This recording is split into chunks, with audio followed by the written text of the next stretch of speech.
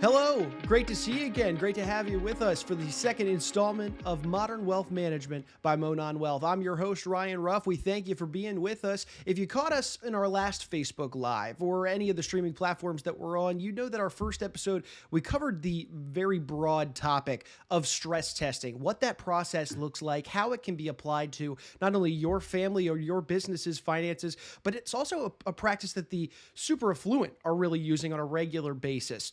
Ultimately, stress testing used to evaluate your dollars and cents to make sure that they're allocated into the proper channels, but also to make sure that your goals, your aspirations, the things that you want to accomplish within your life is taken into account.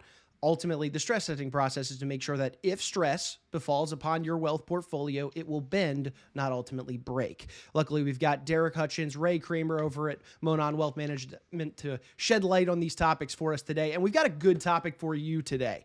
It's a different one. It's one that we are all certainly familiar with, but it's the intangibles that we don't necessarily think about with this topic today. But luckily, again, we've got Darrick and Ray to help us with that. So with that, I'm going to go ahead and bring Darrick and Ray on. Darrick, good to see you. Ray, hey, good morning. How are we doing today? Awesome. Thanks for having us. Good morning, Ryan. Good morning, guys. Yeah, it's good to be back for the second installment here. We've got a good topic for us today. The topic of the day, preparing heirs for their inheritance. So obviously, anybody watching, listening right now, they're familiar with the term inheritance. You're a beneficiary that inherits some sort of level of wealth. Usually it's, it could be liquid cash. It could be the form of assets. You are a beneficiary of someone's passing or some sort of circumstance that has taken place. So that being said, the big conversation that we're having today surrounds this question, and that's, are your heirs ready to deal with the wealth that you may be planning to pass on to them one day?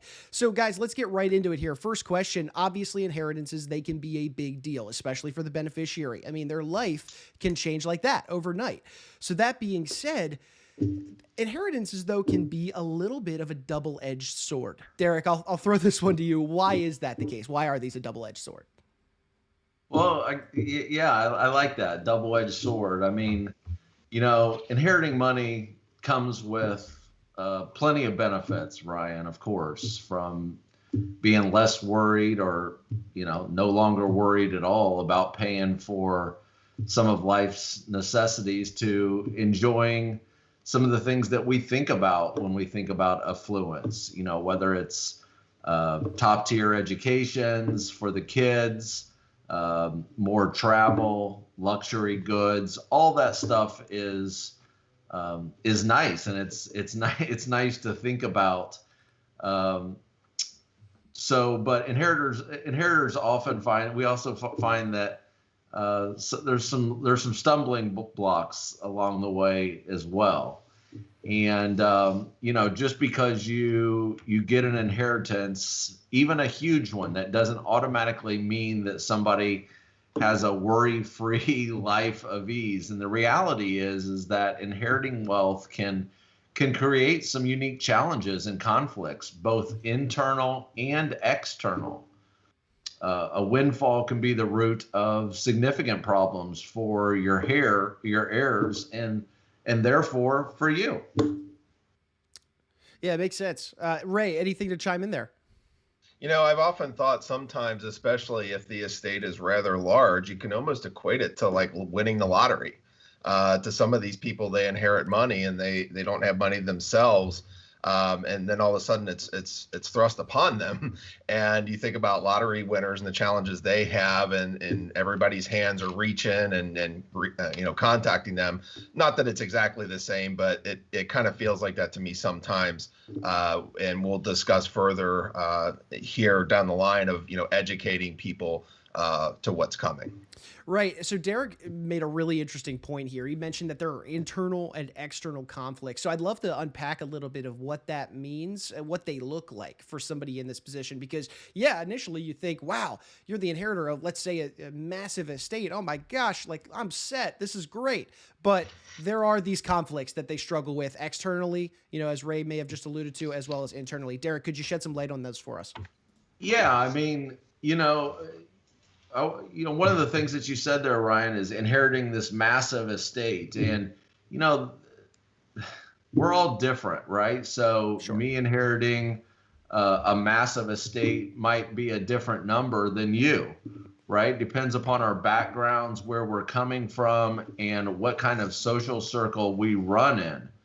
Um, inheriting a sizable fortune, it can be confusing to some inheritors, and very often significant wealth goes hand in hand, well, in today's world, with status and power. Mm-hmm. And that sometimes leads heirs to abusing their positions.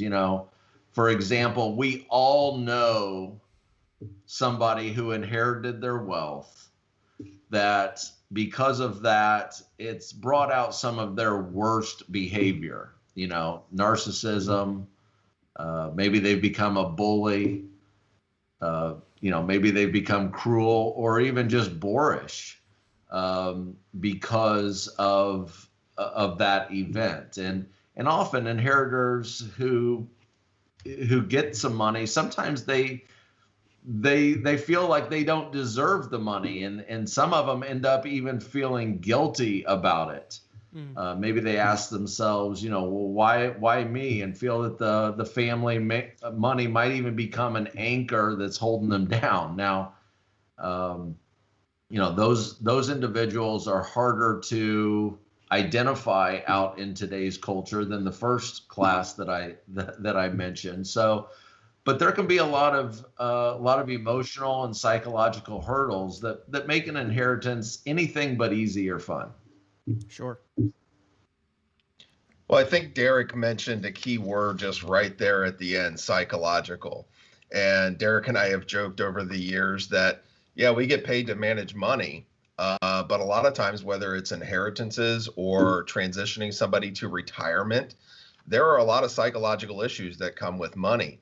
So we've always taken our view as to be the listeners to people's needs and situations, and through our experience and dealing with these in the past, let people know what's coming along the way and how to cope with that.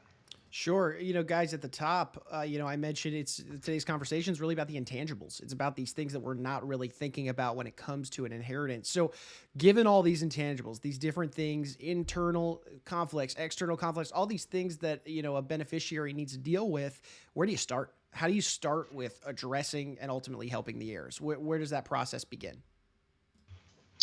Well, Ryan, we're pretty fortunate in the fact that between Ray and I, we've been doing this kind of work now for more than 40 years. Just last year, I sat in on almost 50 estate planning meetings. Man. And so through the work, both with people creating their estate plans and those individuals who are the beneficiaries of those estate plans, we've got a lot of experience to draw upon.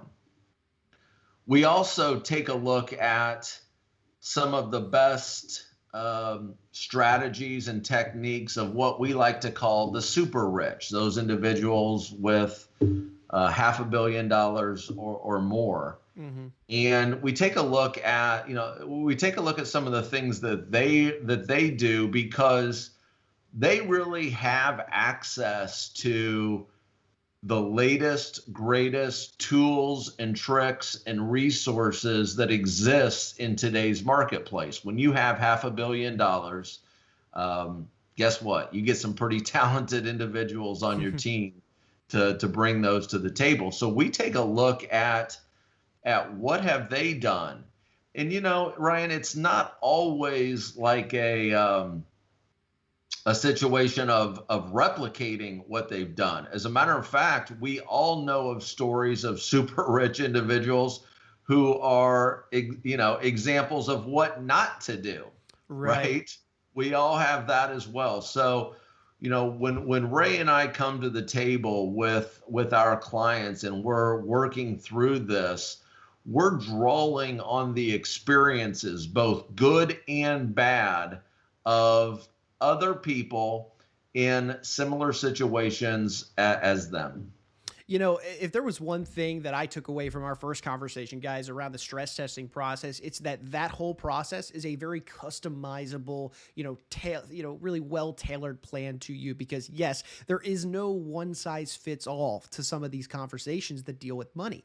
This really is, it's gotta be custom tailored to, especially with this conversation, towards their experiences, their values of money. Ray, you have anything to add on this front? Yeah, I think that that's an important part to really drive in on, the customizable nature of this. No matter what we do, whether it's picking a portfolio, whether it is devising a retirement stream of income, everybody's different. And it gets back to kind of that old saying, how much money do I need to retire? Well, for some people, it could be $1 million. For some people, it's 10 million. Mm-hmm. Same thing with the inheritance. Everybody's family dynamic is different. And it really boils down to us listening to each client and drawing from our experience in the past to come up with what's right for them. Sure. And as Darrick mentioned, even more importantly, finding an attorney to match up with them and bringing them to the office. Right, exactly, because that's an equally important factor to consider. So guys, let me ask you this. Darrick was referencing, the super rich, that $500 million in net worth or more. They've got the wealth of expertise around them in terms of, all the guys with all the knowledge, they're able to build the dream team, if you will. So that being said, what are some examples really of some of the successful things that these families are doing or maybe not doing, when it comes to passing on their wealth to their inheritances? You have any stories to share or anything like that? Well, I think that you need to frame this conversation in two different parts, mm-hmm. Ryan. And the first part is that you got to get the technical aspects of the transaction correct. Okay. And what I mean by that is that most people would prefer getting their wealth to their beneficiaries with the least amount of that money going towards the way of taxes. And and there are some ways that you can structure things and time things so that from a technical standpoint, one, you want to get it right, and two, you absolutely can get it right if you're working with the right professionals. So the first, as we frame this out, the first thing is the technical aspect of the transfer. But the second part, which I really think is just as important, if not more, is thinking through the end results of this wealth transfer process. Mm-hmm. Thinking through, how are the inheritors actually going to get the money? How are they going to spend the money? How are we going to make sure that this money is an asset and a benefit to their life and not a detractor? From my own experience, when my parents passed away, they left their wealth equally split between my sister and myself. They gave it to us in far different manners because my sister and I are significantly different people.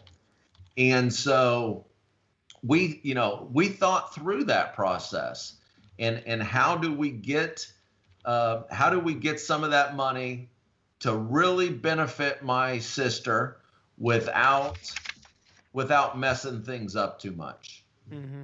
No, I understand. And that's a huge part of this conversation, Darrick, is what happens beyond the inheritance itself. So that being said, guys, where do you begin to, if you want to foster, financial intelligence, with the heirs who are one day going to inherit a level of wealth? And in some instances, like we mentioned at the top of this, it's a massive level of wealth. It's businesses, these very thriving enterprises in some instances. So where do you begin to foster that level of, financial intelligence?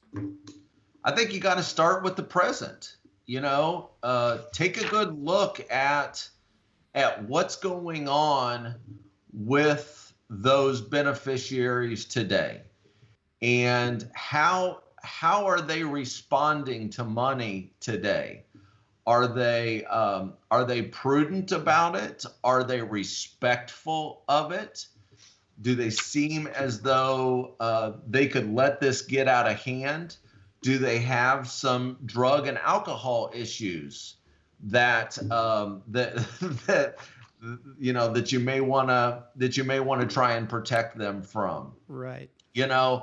Today's world, Ryan, it's not really one that lends itself to hiding the amount of money that we have from our children. Okay. That's not, I mean, it's pretty tough in today's world for beneficiaries to be surprised when their parents passed away. Oh, I didn't know that they had $10 million. That's the kind of stuff that used to happen a lot more frequently. Today, people are a little bit more open about their money. And typically those children or the beneficiaries have been benefiting from that money over a big chunk of their life. So you can just take a look and say, hey, based upon what I know about my kids or my beneficiaries today, do I think that they can handle it? And what am I worried about? When we do estate planning with our clients, what are you worried about is probably our most powerful question. Because it brings out a whole host of things. Not very many people know their kids better than mom, and so it's that's always a great place to start. And Ray, anything? As Darrick touched on these last few points, I always like to tell stories, and part of the reason I like it is because some of these stories over the last 20 years really help shape what we do. And a little over a decade ago, I was working with a mother and a daughter, and the mother was quite wealthy and the daughter knew it. Okay. She knew she was going to come into money. And as we talked about, having these conversations with the beneficiaries and educating them, that was the piece that was really missing. And the mother, the daughter was very excited to be inheriting a lot of money. Started remodeling the kitchen, putting in a swim pool because, of course, she was owed a swimming pool, and didn't understand the dynamics of the trust, which the mother knew her daughter very well, and set up parameters that she could only get so much money at a time. So what ended up happening is the inheritor started spending way more money than she had access to. Was petitioning the trustee, which was the bank, and it really ended up being a big mess. And as I look back, as I was a younger advisor, it's like, I should have been more forceful with the mother to say, hey, you really need to educate her on what's going to happen. But it was one of those weird in-between positions I was in, because I was operating on the wishes of the mom and also seeing what the daughter, her ambitions were.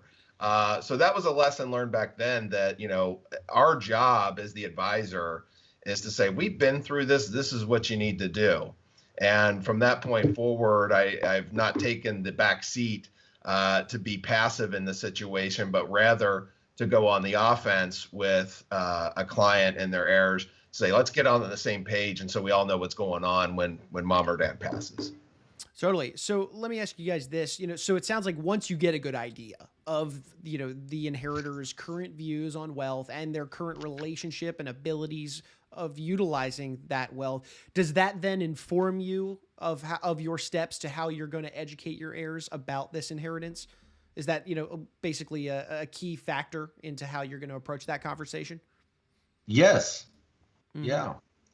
Chances are you're going to find that there's a range among heirs in terms of their ability to both intelligently and prudently handle significant wealth. And so that means that different heirs will probably need different approaches to their wealth education in order for them to handle their inheritances. And so it can be detrimental just to hand over control of assets without taking these factors into account.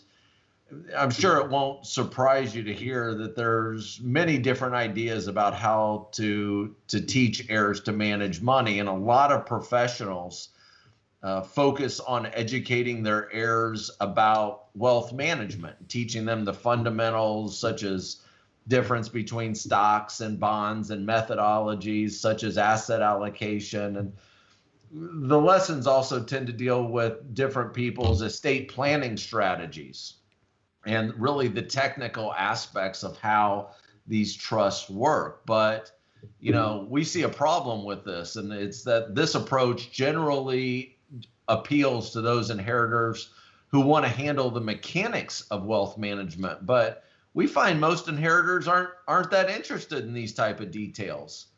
Right, right. I mean, that makes sense. In some instances, sure, they just want to inherit. They don't want the responsibilities or troubles that come with it in some instances. So, that being said, guys, is there an approach to educating heirs that might just be more appealing overall or will resonate better with an heir, when approaching this conversation? Well, an approach that we find to be much more effective across all types of inheritors is to focus on how to be responsible with their wealth. Mm-hmm. This means giving them a good understanding of the bigger picture instead of getting down into the weeds. By knowing what they want to achieve financially and being attuned to what's going on with their money, then they can make more informed decisions. Even if the assets are in trusts, heirs are best served if they understand how the trusts are going to be set up and what they're designed to accomplish. Ray brought up a great example of a lady who didn't understand how her trust was set up and how it was designed to help her. Okay? Mm-hmm. So she didn't understand what was supposed to be happening. A second key aspect of teaching heirs to be responsible for their wealth is giving them the ability to effectively select and work with professionals. And when I'm talking about professionals, I'm talking about lawyers, accountants, and wealth managers like Ray and myself. And part of that means empowering heirs to know how to avoid what we call pretenders. And those are professionals who they mean well, but they lack the requisite skills to really get the job done. Mm-hmm. And of course, then pretenders, which can be really detrimental to heirs' financial well-being. These are people who know you have money and are set to make it theirs. Sure. Ray, anything to chime in on this front? Yeah, I think Darrick, mentioned, talking about what professionals to connect these beneficiaries with. Again, if somebody's just coming into money for the first time or a substantial amount, they may not have an attorney of their own. They may not have an accountant of their own. And just like, with the lottery winners or anyone else who comes into a windfall, that brings out the worst in some professionals. Mm-hmm. They view them as easy prey. Happens a lot of time with widows as well. So, it gets back to what we talked about in our first episode with us being kind of the family office and doing the stress testing. Darrick and I, with our experience in town and Indianapolis area, we know tons of lawyers. We know tons of accountants that we've personally vetted along with our clients. And by the time we bring them into the office with, potential beneficiary, we already know who they are. We know how they operate and we trust them. So keeping the pretenders and the predators out of the way is a very big part of this.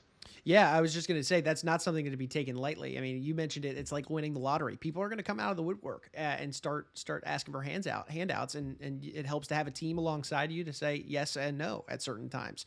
But that being said, guys, is there anything else from the education standpoint maybe that the family matriarchs or patriarchs should be thinking about when it comes to preparing their heirs? Anything else, in that education realm? I'm real big about having a values conversation. And really talking through this, we talked about the internal and the external conflicts, okay? A lot of this can be resolved if values are maintained. And values are, what's most important to you, and how can we help other people? How can you maintain your self-identity even after inheriting this type of money? Right. Your self-esteem.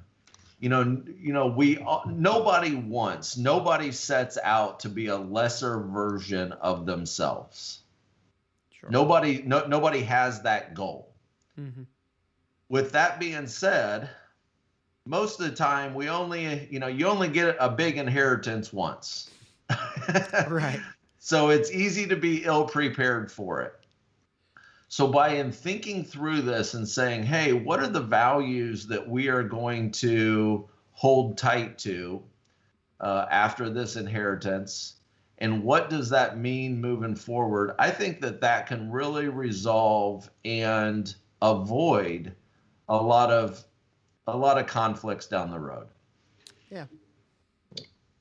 Well, one of the things I think about with values too is, let's say there's two kids, and even though they're raised in the same house with the same set of values from their parents, it doesn't mean they're going to have those same set of values when they inherit the money. So I have a lot of conversations with people discussing their kids and the kids' relationship between each other when putting these plans together, because as we all know, just because you're raised in the same household doesn't mean you're going to react the same when you inherit money. Mm-hmm. And, so really, again, it gets back to listening and really digging in and asking the uncomfortable questions that maybe a husband and a wife are afraid to ask each other or to bring up. And so the values piece of this is vitally important, and oftentimes can be one of the messiest parts if you get kids, bickering and fighting over this inheritance. Right. So to me, it sounds like start this conversation early. Just get out ahead of it. Educate the heirs, Absolutely. Have open dialogues with this, and it'll only make this whole process easier when the time does inevitably come. So guys, also one other thing, let's be clear. You don't necessarily need to be inheriting an enormous sum of money or an enormous estate, for these types of educational efforts to be important and ultimately helpful for the children or grandchildren, so on and so forth. Correct? You don't have to be just inheriting an enormous level of wealth. This can be even for a small level of wealth that the family matriarch or patriarch should be taking these steps to educate their heirs. Correct? 100%. Mm-hmm. If you inherit $100 million, you can make a few missteps, mm-hmm. and you still got several million left. Okay. As the numbers start going down and you get more realistic about it. And a lot of our, inheriting $1 million or $2 million in today's world, it's quite common for the clients that we work with. And, the thing that I would say bothers me the most is if I see somebody that inherits that money and immediately decides to change their lifestyle. Hey, I just inherited $1.5 million, so I'm retiring tomorrow. I don't like that. I like some breathing time in there, some time to think through what life can look like, and just kind of reestablishing themselves after they get this money. Mm-hmm. It's interesting because we get a lot of our education, especially from a technical aspect, on what the super rich do. But when we're serving clients, and we're talking about clients inheriting less than super rich levels, I think that all this stuff even becomes more important, Ryan. We mentioned at the beginning, this is a life-changing moment that happens overnight for people. When you decided to go where you wanted to go to college, where you wanted to work, where to apply to as a job, that took thought, that took consideration, that took a lot of due diligence and planning to make something like that happen in your life. That's not just a moment in your life with an influx of millions that you want to just, quickly jump to a decision. Ray, you have anything to add on this front? Yeah, I think just in addition to educating the heirs, one of the pieces maybe we've sidestepped a little bit is the options that the parents have when giving the money to the kids. It's more and more common now that, people have helped their kids, with college, maybe buy a house, and mm-hmm. the attitude is more of, well, if there's anything left over, fine. But the reality is there's almost always quite a bit left over. So some of the conversations we have is, okay, let's go beyond the kids. Let's look at gifting strategies to the grandkids. With gifting, with each person, you can gift, quite a bit of money to several grandchildren between a husband and a wife, or set up an educational trust with some strings attached to it that says, okay, if they complete, this level of study, they get, this much money. So there's education on both sides of this to really tailor it to exactly what the client wants to happen when they're no longer with us. Makes sense. And to kind of start bringing our conversation to a head here, who then should families be looking to for help when it comes to this, with educating their heirs, preparing them for the wealth that may one day be theirs, and taking the most effective and efficient step forward in this process? Who do they turn to? Well, I think that, first and probably the best resource is your current wealth manager, especially if your children already know him or her and see that they're a trusted advisor to the family. From there, it depends on the specific issues that a family wants to address. For example, maybe the wealth manager enlists an expert in, financial psychology. They would help a family deal with the issues around wealth and the meaning and the affluent and the self-worth. Or perhaps, if they're more charitable, then a philanthropy-focused professional might be brought into the discussion to discuss some concepts around continuing on with the charitable nature of the family. The really good news is that there are so many resources out there who can help people think through this and get them on the right track. People just need to ask for help. Yeah, it's only going to start with there. So, hey, I'm seeing we've got a handful of live viewers with us on Facebook right now. If you guys watching have any questions that you'd want us to answer, feel free to chime in the comments. I do have one final question though for Darrick and Ray before we end today's episode. But again, for those live viewers, if you guys have any questions regarding this topic, feel free to put them in the comments. We can try and get to them before we wrap up with today's episode. But guys, for my final question to you guys, we talked in our first episode about the stress testing process and we're going to continue to kind of have this conversation throughout future episodes to come, just given how valuable of a process that truly is. When you guys are sitting down, going through your discovery process, learning about the client, talking about their numbers, their goals, everything that entails in that conversation, is this conversation popping up in that stress testing process, talking about, hey, do you have any kids? What's your retirement strategy look like? Hey, when that ends, what's the inheritance look like? Is this conversation happening during that? Yeah, absolutely. When we do a stress test, Ryan, we're really looking to handle the 5 main issues of affluent individuals. And of course, that's investment consulting, mitigating taxes, the one that we're talking about today, transferring money to our heirs, protecting our assets from litigation and divorce, and then the last one, which is charitable giving. So those are the 5 things that we are always focused in on. And when we're in a stress test or we're in a client meeting, those are the 5 things that we're doing checkups on. Gotcha. Ray, anything else? Well, we discussed in our last episode, the first time we meet with somebody, we clearly label that discussion as a discovery meeting because it truly is about discovering who they are and what their needs are. And we're not showing, sales slicks and asking for signatures right off the bat. It's this, just like you meet anyone else in life. It's a chance for us to get to know them and figure out, okay, is this a match? Can we help these people with the 5 areas Darrick just mentioned and pinpointing what those issues are? So it's the discovery meeting number 1, where we start digging into these areas.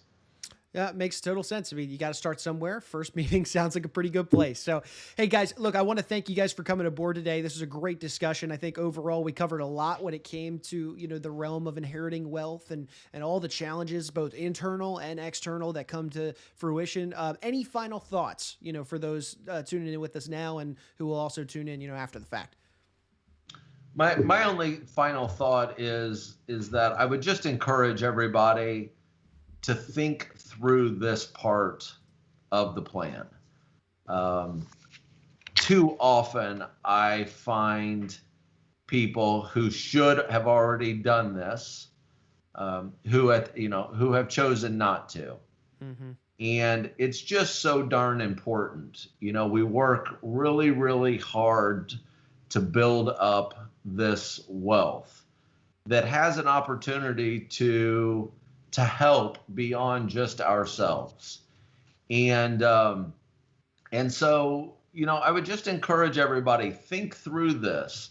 If it's not with your wealth manager, then call us and we can walk you through the thought process as to how to get this done. Roger that. Well, hey, guys, thanks again for a great episode. And we want to thank you, our listeners, our viewers, for tuning in today. We certainly appreciate your comments, your feedback. Feel free to like, comments, subscribe, share with some of your friends or family. These are great conversations that we're having. They apply to everyone, not just the super affluent. A lot of great, valuable lessons that can be learned from our conversations. And we're excited to bring more conversations like this to you in the future. So for Darrick Hutchins and for Ray Kramer, I'm Ryan Ruff saying so long. We thank you so much for joining us on this installment. We'll see you on the next episode of Modern Wealth Management.